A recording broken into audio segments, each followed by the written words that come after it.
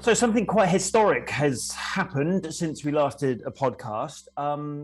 The Queen was kind of quite historic in many ways, but she clocked up another milestone since we last sat and chatted about all this. Yeah, Queen has officially been on the throne for 70 years, the first British monarch to ever reach that milestone. It's quite astonishing, really. And, I don't think we're going to see that happen again in a Not hurry. in our lifetime. Definitely not in our lifetime. Not in many, for many generations. So hello. Welcome to the this week's podcast, the Royal Rota from ITV, where we can catch up on all things royal. And as we mentioned, it's a very particularly important week, which meant that we kind of worked all weekend and all this week, really, doesn't it? Can you remember the last time you had a day off? I can't. So we were in Sandringham, where the Queen was last weekend. We didn't see the Queen we didn't set our own eyes on the Queen, but we were in the room where she was moments after she left it. So it was about as close as we got. But we'll bring you all the pictures, all the interviews from the weekend, all the things the Queen did, all those funny moments she did on video, including the cake and the corgi. And so I think one of those videos I put up on Twitter has had 500,000 views or thereabouts so far. So popular old lady. Her Madge. Very popular. And I think what was really nice about the footage that we saw of her over the weekend is what great form she seemed to be on, sparkling, as one person told us. Yeah, I completely agree, because we were slightly concerned for her health. Of course, we have been sort of ongoing since she pulled out of events in October, November, but she was almost skipping around the room, wasn't she, on Saturday?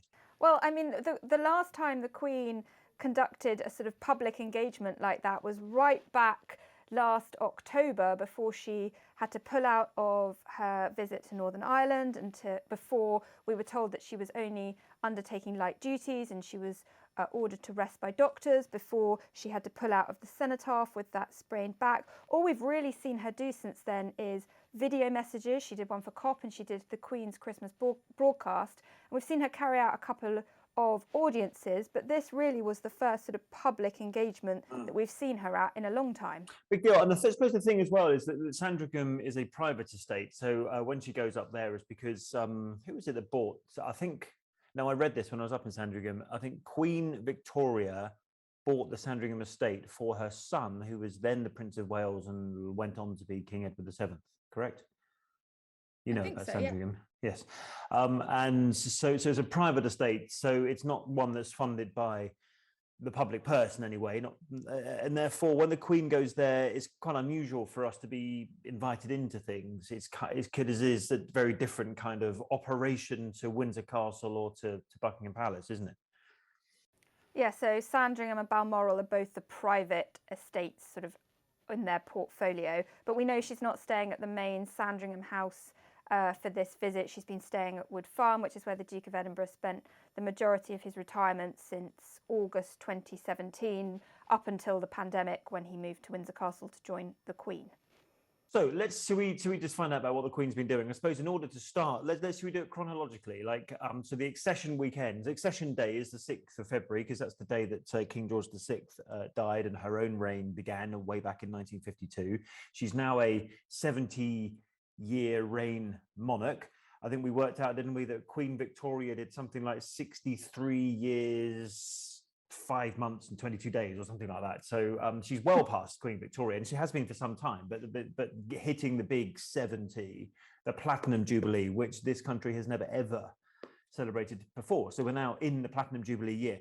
Let's see how the Queen began this. It was with some video that Buckingham Palace released. I say they released, it's actually our cameraman that filmed it. We filmed the Queen at Windsor Castle before she went up to Sandringham. And this was her sort of thumbing through some cards, looking at some sort of some Jubilee memorabilia, not just from her diamond and from the golden, but way back to, actually, there was a fan there, wasn't there, from Queen Victoria's Jubilee.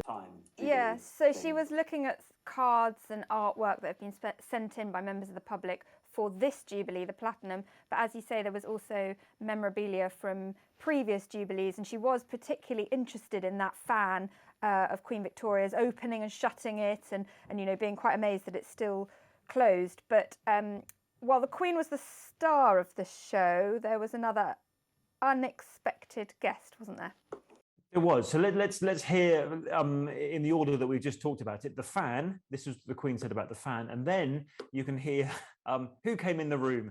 Anyone else that interrupted the Queen during a filming session would have been like given very, very stern look. However, this wasn't anyone else. It was Candy. And where did you come? I know what you want.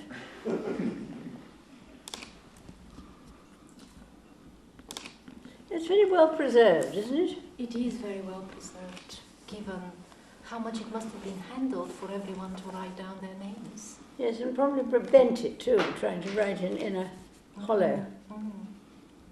They were very fashionable at the time. Extraordinary, isn't it? And it still shuts. Yes, it works beautifully. I know what you want. We presume meant you want a treat, don't you, dog? I presume so. I just thought she spoke to Candy with real affection, didn't she? Yeah. Now, Candy's a doggy. Am I right in thinking the Dachshund Corgi mix? Yeah. Is a doggy, yes. Yes, and then there's two others. One whose name we know and one whose name we don't. Is that right? Yes. Right. Fine. I can't forget the name now, so I'm not going to tell you what it is. But there's another one. There's another younger dog.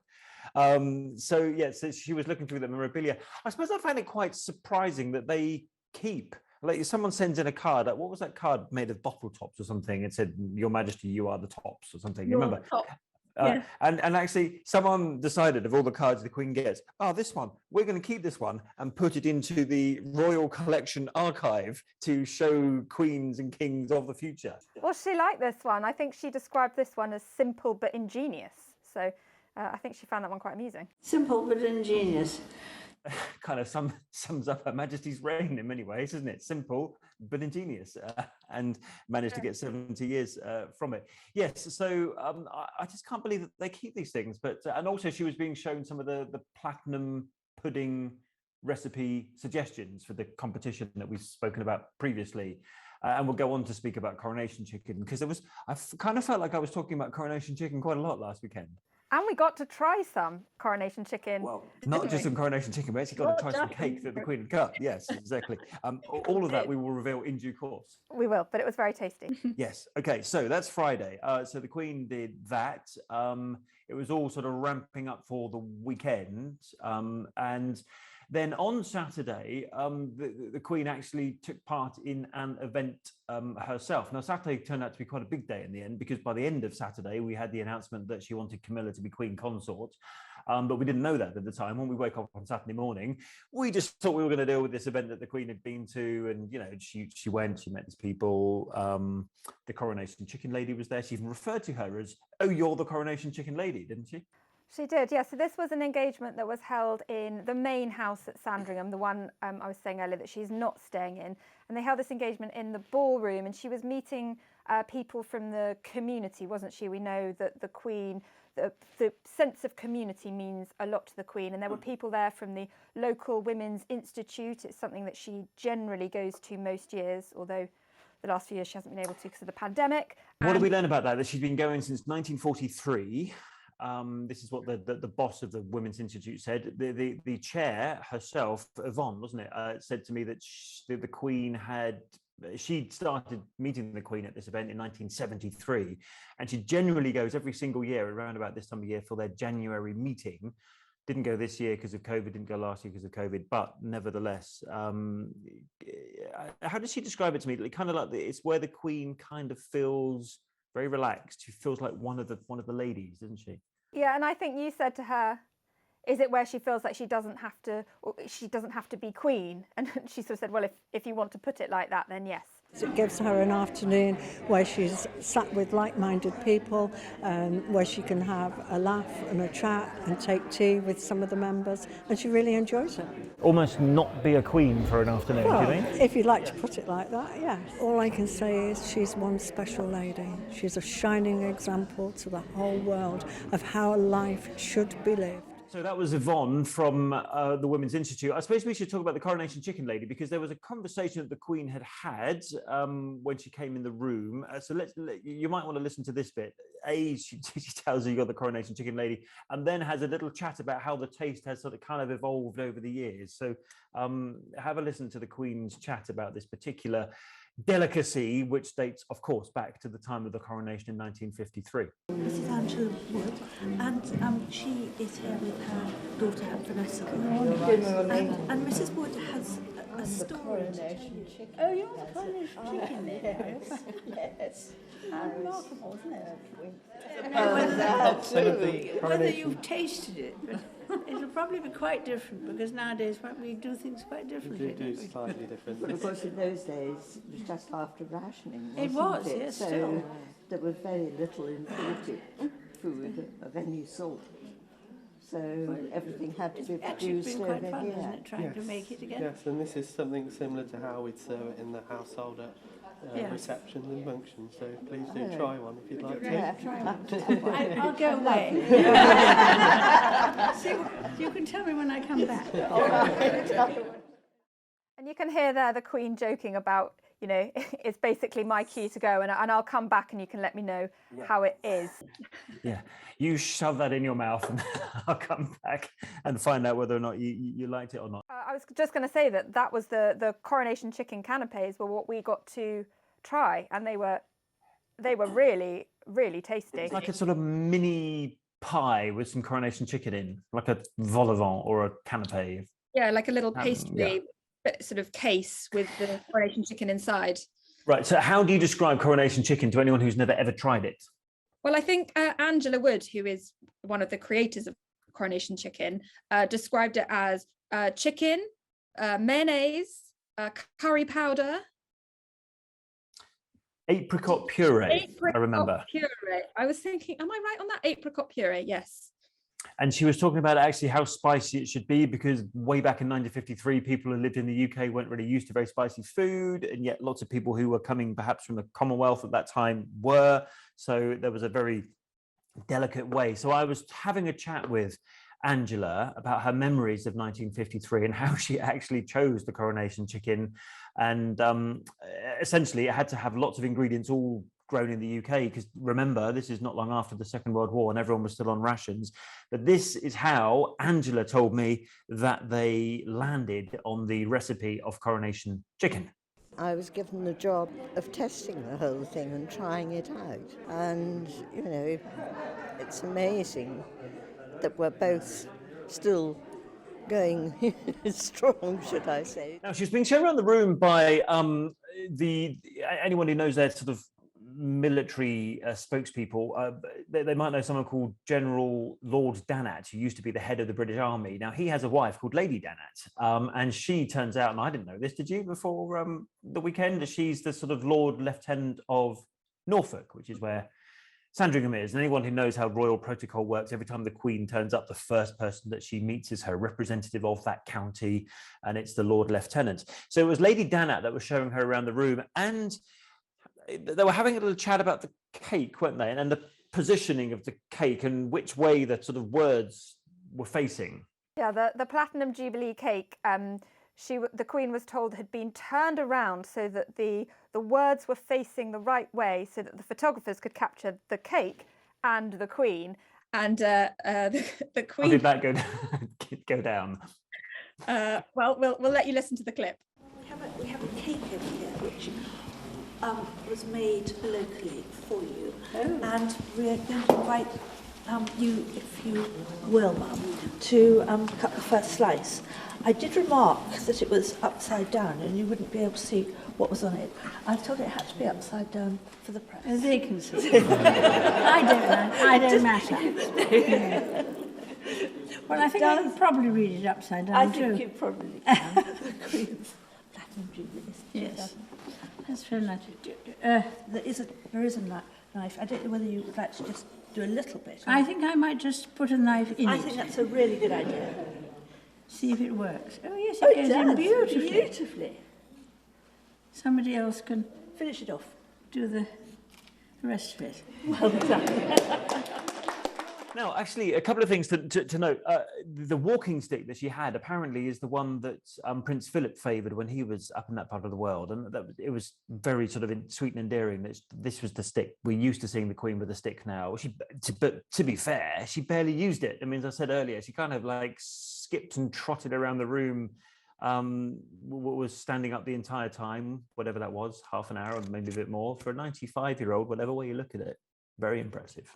Very, very impressive. There's always these very subtle tributes, isn't there, from the Queen? Like on Friday, when she was looking at all the Jubilee cards and things, she was wearing 2 brooches that she had been gifted by her father for her 18th birthday. On Saturday, we saw her with the stick that had once belonged to Prince Philip. So they're really subtle. You know, it's not obvious. You have to look for the clues. But I think it's nice that she's obviously sort of got him with her in a sense. Yeah, and very good form. She spoke to some about her, you know, it being her 70 years, extraordinary, isn't it? She said, and we all agree, it's quite extraordinary that she's been Queen for 70 years. We'll agree with her on that. And then kind of by Saturday evening, she decided to use the moment of Accession Day, which was coming on the Sunday, to say something that you could argue has been much debated and hotly contested ever since kind of Prince Charles and Camilla became a formal item after the death of Princess Diana, really, isn't it? I mean, we're talking 20, 30 years. Yeah, I mean, she really used her Accession Day message to pack a punch, didn't she? I mean, I think we were all quite surprised that yes, yeah, that it included the paragraph that it did, but then when you pull it apart and you look at it, you know, once we'd seen it, it actually does make a lot of sense about why she's done it and why she's done it now. So let's read you that paragraph. So this is in an Accession Day message. You know, tomorrow I'll mark that day. And as she reaffirms, she said that the pledge that she gave in 1947 in that famous speech in South Africa on that tour, when she said that she would devote her entire life to your service. La la la la, you know, went on. I was blessed that in Prince Philip I had a partner willing to carry out the role of consort, and that was her then jumping off point to talk about a future consort to a monarch. Now, who's the next consort to a monarch? Well, all things being well, that will be Camilla to King Charles, and there's always been this debate about whether or not Camilla should be Queen. So let's just read you the bit that the Queen wrote on Saturday nights into Sunday. When in the fullness of time my son Charles becomes king, I know you will give him and his wife Camilla the same support that you have given me, and it is my sincere wish that when the time comes, Camilla will be known as, wait for it, Queen Consort, as she continues her own loyal service. Controversial? Discuss. So I'll take you right back to 2005 when Charles and Camilla got married. And at the time of the engagement, Clarence House put out a statement saying that when the time comes, when Charles becomes king, Camilla will be known as Princess Consort. And that was kind of then Princess Consort. It wasn't ambiguous. It was Princess Consort, wasn't it? Yeah, and that was them being very sensitive around public sentiment at the time to Princess Diana. But you know, over the last few years, you know, 2018, I think the statement got removed from the Clarence House website. That statement saying that she would be Princess Consort. Yeah. And since then, it's been a very, you know, it's been debated. What will she be called? Well, the thing is, she will be Queen Consort in law, because in order for her not to be Queen Consort, then they'd have to change the law, because the wife of every king is known as the Queen. Now, whether that's King George VI and Queen Elizabeth, latterly the Queen Mother, whether that's King George V and Queen Mary of Tech, or whether that is King Edward VII and Queen Alexandra from the Danish bloodline, as I recall. Yeah. Yes. Now we could go back further, couldn't we? King George III and Queen Charlotte. Yeah, again, what we're skipping there is Victoria and Albert, because obviously she was Victoria, like the current Queen, was the Queen Regnant, and that means their husband is not king because that's deemed as senior. When it's a Queen Regnant, when it's their bloodline, the husband, the consort, is always Prince, hence Prince Albert, for Queen Victoria, hence Prince Philip for Queen Elizabeth. And as we spoke to Hugo Vickers, well-known royal historian, very well connected, and as he, expressed it in that way to us, it not only will be she known legally or be legally Queen Consort, she'll also be now able to be called Queen Consort. I think it would have been an issue at the beginning of the next reign, and I think it's not only brilliant but extremely generous of the Queen to sort it out in this reign. Camilla would have been Queen by law, and now she can also be Queen by name. It makes perfect sense. Now, I suppose, Lizzie, I mean, there's a time that they decided to do this, which was the moment of accession, a time when the Queen had huge reserves of respect and admiration. If anyone's going to do this, she's doing it. It kind of takes that job away from her son, so Prince Charles doesn't have to do it when he's trying to manage the transition, whenever that comes. It was a kind of good, sensible moment to do it when you look at it like this. Yeah, as you say, the Queen, people really respect and listen to the Queen. I mean, she's been doing it for 70 years, so and people will listen to her and take it from her, and it takes away the challenge of Prince Charles having to do it when the time comes for him to become king. It's cleared up now. And I think the Queen recognises that a consort, she's had Philip by her side for the majority of her reign. The support a consort gives to a queen or a king is so valuable. She described Philip as her strength and stay, and she also saw that role with her own parents, and I think she wants that for her son as well. Yeah, no, I completely agree with you, because actually when you think that in that message on Saturday night, she says, I was blessed that in Prince Philip I had a partner willing to carry out the role of consort and unselfishly, that's the word, make the sacrifices that go with it. And she also says, it's a role I saw my own mother perform during my father's reign. So therefore, a lot of reflection on the role of the consort, and kind of, maybe there's a new realization since Prince Philip's death back in April last year, that actually the consort does play a very important supporting role. And therefore, that's the role that Camilla will play to a King Charles whenever that moment comes. Yeah, this is the Queen's first accession day without Philip by her side. And, I think it was one of the outstanding issues, wasn't it? One of the loose ends to tie up, and there's no getting away from the fact that the Queen is 95, she'll be 96 in April. And a lot of the messages we've seen from her recently have been sort of looking ahead to the future. And she spoke at COP and she spoke in the Queen's Christmas broadcast about the future. So she's very much looking ahead to what happens next. And I think using her position now to sort those matters out. Yes, absolutely. Well, 100%. I just think it was a good time to do it in hindsight. We know it's been spoken about and it's been discussed at very high levels of the royal family for a number of years, particularly sensitive, clearly, for William and Harry, whose own mother at one point was going to be a future queen. And it's, again, the reason why Camilla didn't take the title that she's entitled to, which is Princess of Wales, because, she wanted to respect the memory of Diana. So, that's why it was a big step. Quite what William and Harry make of it, we don't know, because actually they haven't said anything publicly about this. We were told that the boys had been informed, not consulted, but informed. Look, I think, there's no knowing what Prince Harry thinks. It hasn't been, he hasn't said publicly, but there is no. He's welcome to come on the podcast. He can.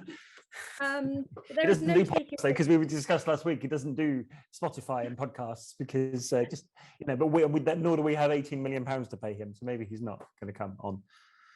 But what you can't take away from Camilla is how she has dedicated herself to royal life since she married Charles in 2005, and we'll see some of the work that she's been doing later on when we get a bit further down the podcast. But she really has thrown herself into royal life, dedicated herself to causes. She has quietly got on with the job. She has really got her head down, and I think a lot of time has passed since 2005 when they got married and that statement was made, and she has really worked tirelessly and dedicated herself to being the Duchess of Cornwall.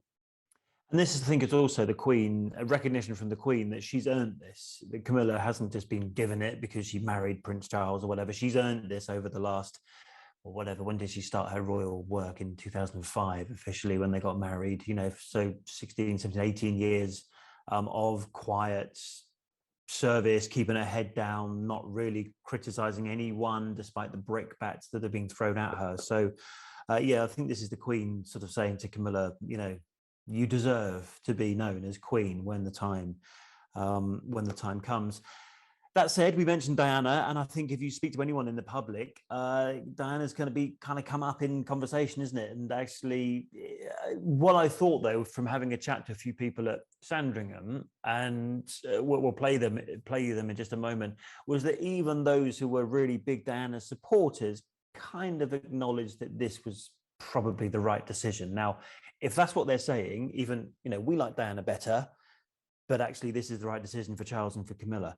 That's come a massive way from where we were in 2005, which would have been hugely negative towards Camilla being known as Queen. Yeah, I think you were saying on Sunday, you know, if I'd asked these questions 10 years ago, 15 years ago, I would never have got these kind of answers. And people, you know, time has passed, and people, however much they still adore Princess Diana, they do recognise kind of the role that Camilla plays and the support that she offers Prince Charles. I have a little element of doubt, but I think it's probably the best thing for the country and best thing for him. Can I ask, what is that element of doubt, and why would you have, say, 20 years ago thought, oh, goodness me, I wouldn't want a Queen Camilla?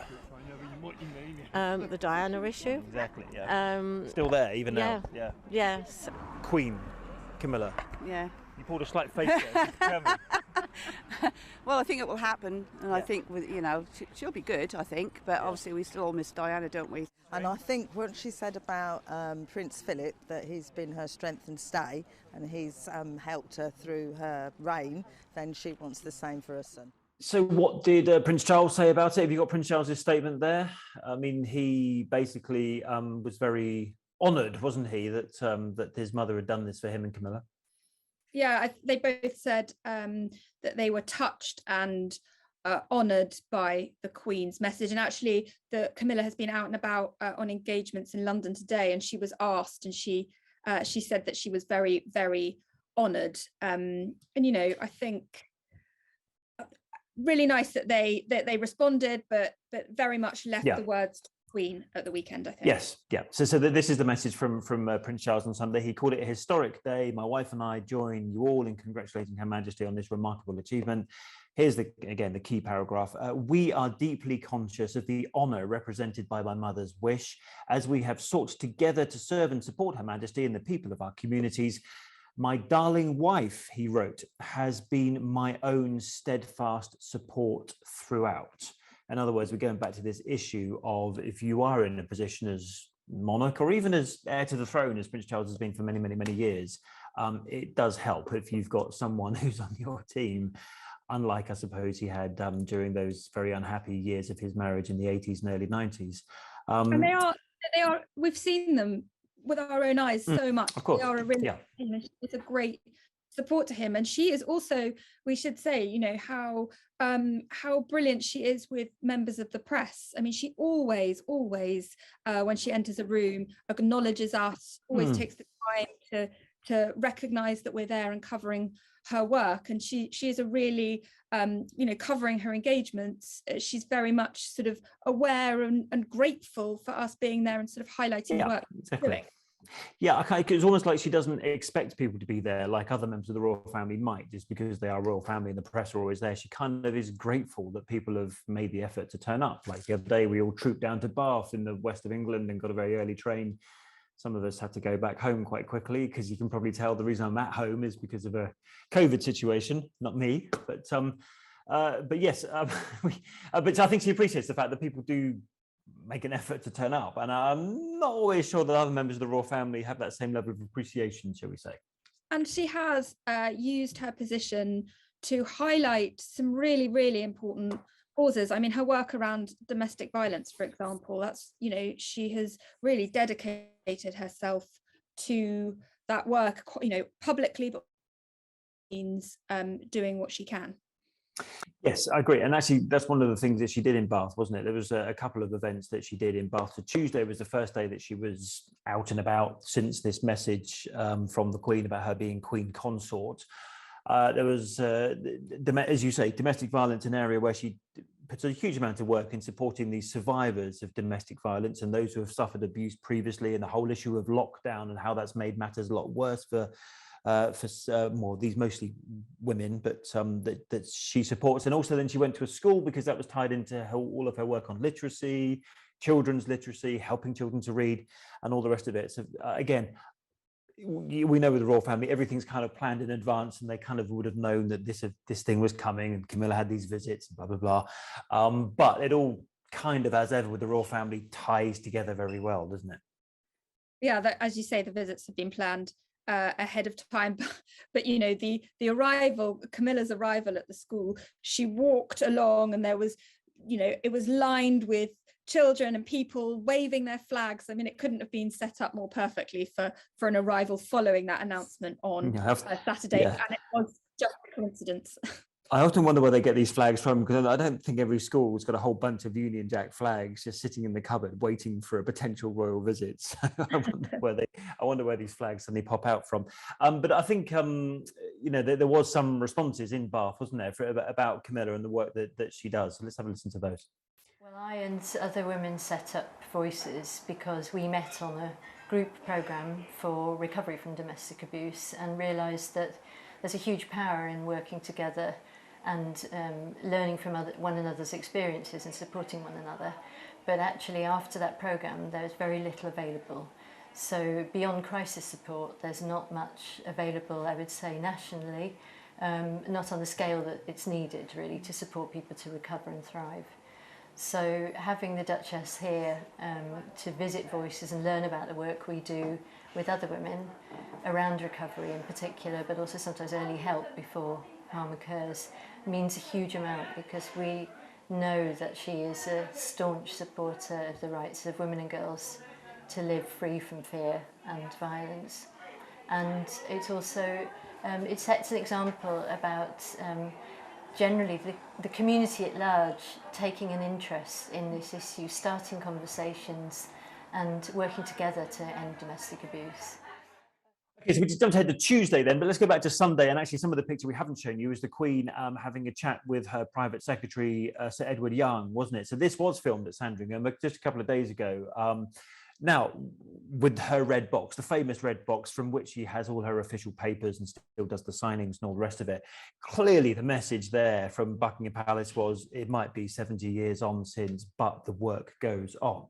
The work goes on, and that was very much also what was reflected in her Accession Day message, which is that I still commit to this job just as I did all those years ago. And the footage you're talking about was filmed in the saloon at Sandringham House earlier in the week. And, you know, how many red boxes must she have looked at throughout her reign? Thousands. Yeah, and actually didn't Buckingham Palace on their Twitter feed put up a load of pictures of the Queen with her red box from whatever year it was to whatever year it then was. So it was like 4 of them, wasn't there? I think if you're watching on YouTube, why don't we show you these pictures from the Buckingham Palace Twitter feed about now as we're talking about it. And then if you're watching on YouTube, we will end at the point where you can hear what the Queen was saying to her private secretary. And they're having a chat about Joe Biden, wasn't they? There was a message there from President Biden, and have a listen to what the Queen and Sir Edward Young were chatting about. We had a little listen in. It's really nice comments, including one from President Biden. Oh, that's very kind, isn't it? Of course, and behind the Queen, while she was speaking there, if you have a little look again, if you're watching on YouTube, were pictures of 2 individuals clearly very important to this moment and this day. One was her father, King George VI, of course, and the other was the last Queen Consort to a king, and that was the Queen Elizabeth, the Queen Mother. And both of those black and white pictures were behind the Queen in this image. As we said before, a lot of these things are sort of kind of worked out in advance, haven't they? Very cleverly, messages, red box, King, Queen, Consorts. It's all there if you look for it. It's all there. And, you know, while it is a massive moment, massive milestone for the Queen reaching 70 years on the throne, it is also for her a moment tinged with sadness, because the 6th of February marks the day that her father passed away. And, you know, she usually spends it at Sandringham because that's where He died in 1952, and it's a moment of sort of quiet reflection for the Queen. So while we had, the video of her looking at her red box, we didn't actually see her on Sunday, and she didn't do anything publicly, although lots of people did turn up at the church, didn't they, to try and those people we heard from just now had all turned up at church to see the Queen, and we had to sort of go along and break to them, I don't think she's coming. She didn't, and she didn't come. And I waited there really dutifully, didn't he? 11 o'clock. It's 11 o'clock. Flowers as well. Flowers. I know. No, But, some people said, I came all the way from Norwich to see her. I hope anyone didn't come any further afield, because it's quite a long way to come for the Queen not to turn up. But they will all have a chance later in the year. There's the big Platinum weekend in June planned, that long 4-day bank holiday full of celebrations, and there's various other things across the year. So the public will have their moment to properly celebrate the Queen's 70 years. But this for her is, as I say, tinged with sadness. And of course, if they really did want to go and see the Queen, they could have just gone to Piccadilly Circus and looked at the massive digital billboard there and seen the Queen sort of roll up and appear. Again, we'll show you these on YouTube now, but if you're not watching on YouTube, if you're listening on your podcast platform whilst out for a run or whatever else you're doing, then all these pictures, the aforementioned pictures and the current ones, are all on our Instagram page at ITV News Royals on Insta. On the gram, as I believe it's known. On the gram. Can I move on to Monday? You done on Sunday? Monday. I think we're done with Sunday. Yep. Okay, what happened on Monday? So Monday, the Queen moved from Sandringham back to Windsor Castle, and the message that we'd had on the Sunday is that the work continues. And on Monday we had, it is our understanding that the work does indeed continue. She resumes normal duties, and they have put some engagements in the diary for March that they say she hopes to be able to attend. There are 3 events across March that she hopes to be at. Yes, now those events are, in case you need to know, the diplomatic reception at Windsor Castle on the 2nd of March. They call it the diplomatic reception. Is there one every year? Is it like a reception for diplomats and ambassadors or something? Anyway, that's happening on the 7th of March at Windsor Castle. There's a Commonwealth service. We all know about the Commonwealth Day service, which always is held at Westminster Abbey. Means a lot to the Queen. If you remember, a couple of years ago, it was the last event that Harry and Meghan went to before they jetted off to California. And then, of course, is probably the most important event for the Queen this year, at least, and that is the service of Thanksgiving for the life of the Duke of Edinburgh, which is also happening at Westminster Abbey, and that's now on the 29th of March. And we have a date for that. We knew it was happening, but we now have a date for that service of Thanksgiving, which the Queen will attend. Along, they said, didn't they, with her other kind of duties like, receptions and Privy Council meetings and various audiences and stuff. So this is kind of like the Queen saying, okay, that illness, the poor health is over. I'm back to work in a not so limited way. Yeah, I mean, the normal duties, the audiences, the red boxes, that will continue. But I think the engagement will be very much managed and looked at and reviewed, and with a view to ensuring that that she's looked after and that she is able to do the things in her diary, as they should do when she's 95 years old. Let's be clear, Yeah, I mean, like she will be 96 in April. It's really, seeing her at the weekend was really, astonishing that she's 95, nearly 96, and able to carry out engagement and leaping around the room. We told you about what happened on Tuesday. That was Camilla's visit.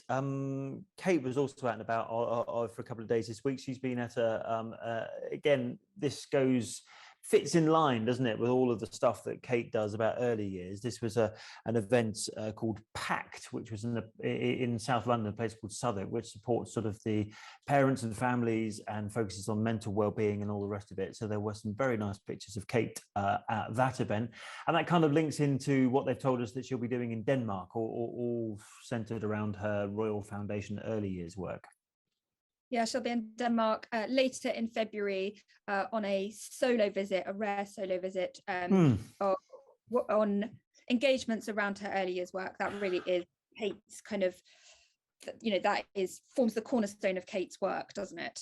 I can't think of a solo visit that Kate has done abroad before.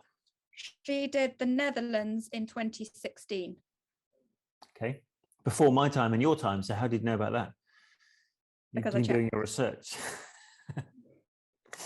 So Kate will be going on a rare but not the first foreign visit abroad.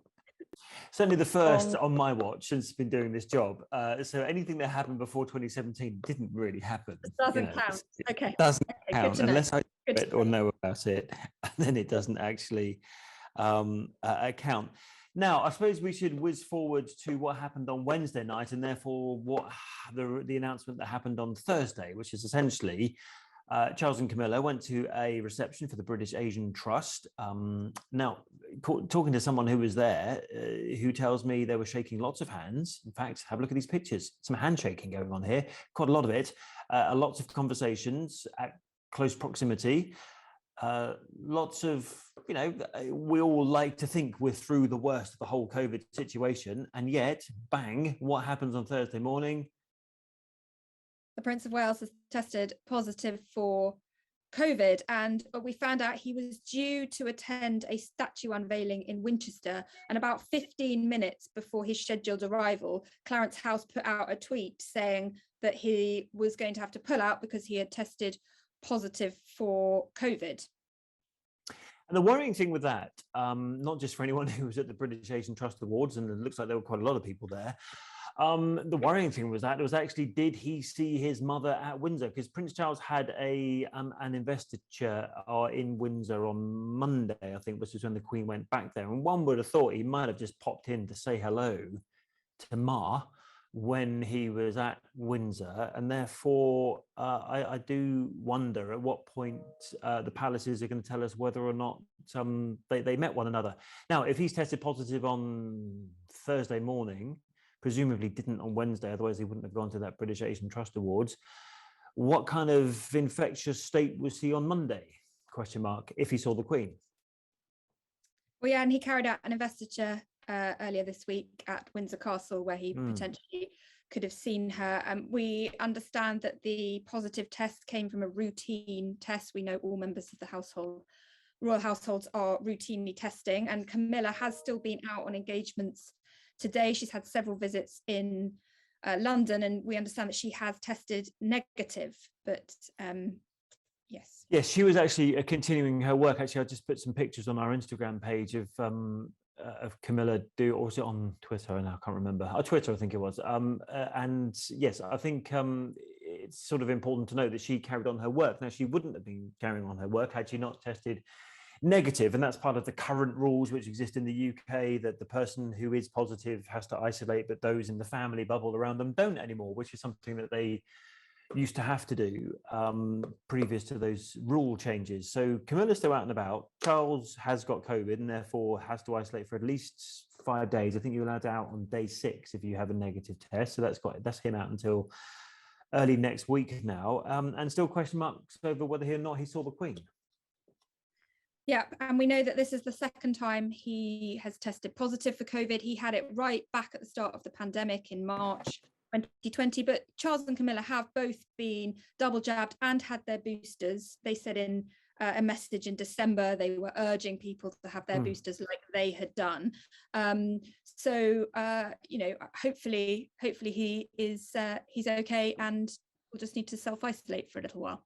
Yes, and we'll wait for the palace to tell us whether or not, as we speak, we are asking the palace about whether or not he met the Queen on Monday, and as we speak, we haven't had an answer. Exactly. So, there we are. To be confirmed. Right, Prince William is in Dubai. He's in the United Arab Emirates, and we're not, as much as I'd quite like to be in the United Arab Emirates right now. It's much warmer than it is here. But why is he there? So this is his first visit to the UAE, and he's in Dubai, and he's there for sort of a whirlwind 24-hour visit. He flew in last night on a commercial flight, and he's there promoting his work around United for Wildlife and his Earthshot Prize. Yes, and he's also going to the Dubai Expo, the big exhibition there, because it's having a very much a British themed day. Prince William tweeted a picture from out of the, well, I don't know whether it's his picture, whether it was one of his members of staff who took it, but from out of the aeroplane window as they were landing in Dubai. And then today, various assorted kind of events. We've had a camera at some of them, which includes sort of planting trees in a sort of mangrove, all to do with sort of, combating climate change, even in places like the Middle East, in places such as UAE. These kind of things are very important. In fact, I watched Max Foster from CNN give me a little explanation about mango forests actually absorb twice as much CO2, I think it was, as others. So thanks, Max, for the for the information. Yes, so events connected to Earthshot, also United for Wildlife. He's been at sort of DP Port. I think they've committed some money to his Earthshot prize as well, which is always welcome, because the Earthshot prize isn't cheap, is it? It's £1 million a year, so they need to find the money from somewhere. And then he always said about it that he always said about his Earthshot prize that he wanted it to be a global prize, that that the ceremonies would be around the world, but this is very much taking it on the world stage, sort of, taking it out of the UK to Dubai. Yes, absolutely. And then the expo, and there'll be some pictures which will go up. I think he's kind of there at the moment. So when we've got pictures, we'll stick them up on our Instagram and other pages. But the expo is having a sort of UK themed day. So he's there being Mr. UK at the Dubai Expo. So it looks quite impressive, actually. So it does actually. The expo itself looks very impressive. Yes, absolutely. So, but he's not there for very long. Then he's straight back. So commercially, we're told, not a private jet. Yeah. And we would expect, we're coming up to half term, aren't we? So we'd expect the Cambridges to be quiet for a week or so while they're with the children on half term. We usually don't see that much of them during the school holidays because they spend it with the children. Not want to see much of Prince Charles either, because he'd be isolating. So down to the Queen. Actually, Mum, there's nobody left. Could you, 95-year-old, could you go out and do some extra work, please? Because there's no other members of the royal family. Actually, I read somewhere that was it Queen Margaretha of Denmark contracted COVID just a day or two ago as well. So just because you are in a royal bubble, just because you are the head of state, or in Prince Charles's case, the deputy head of state or heir to the throne, whatever you call it, it doesn't mean that you won't get COVID. It doesn't. No. I suppose if Queen Margaretha's got it, we better sort of be worried that we better hope that Queen Elizabeth II hasn't. Yes. I don't have anything left on my list. How's your list looking at your end? My list is we have done my list, so that's good. I tick everything off. Tick, tick, tick, tick. Oh, gun salutes. Didn't talk about gun salutes. It's on my list here. Well, on Monday. On Here's Monday. A gun. Now, normally, let's show someone a bang. Here's a bang.